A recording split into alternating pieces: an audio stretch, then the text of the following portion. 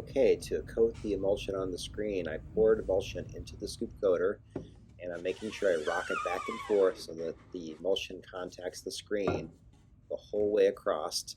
You'll notice I'm waiting till the emulsion rolls up against the screen before I pull it across. Now listen to this sound. You got to make sure you push it nice and firm as you hear that sound. And then scoop it back so you get it back into the trough. There you go. I didn't really show you me pouring the emulsion into the scoop coater, but you can see here I'm putting the extra back in. Now remember, this emulsion is light sensitive and it needs to be in the dark, so you need to make sure you put the lid back on when you're not using it, and then when you're done, just quickly scoop up the rest and put it back in here. We want to scoop up as much as we can because this is kind of expensive.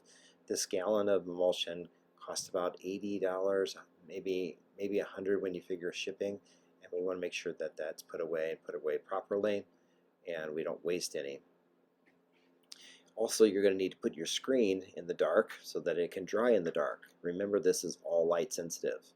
Now, this emulsion is really tough to get out of your clothes, so don't get it on your clothes. I've made that mistake more than once. You just get a little drip and it stays there forever.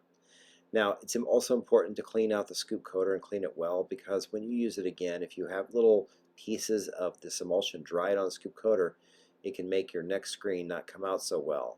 And also protect the edge of it. Don't ding that edge on things, because I've done that in the past and it puts like a little line in your emulsion the next time you use it. So you want to make sure that you take care of this little coater. And I'm cleaning it up very well, and I'll dry it off and I'll put it back where it belongs. So when I need it for the next screen, it's nice and clean and ready to go.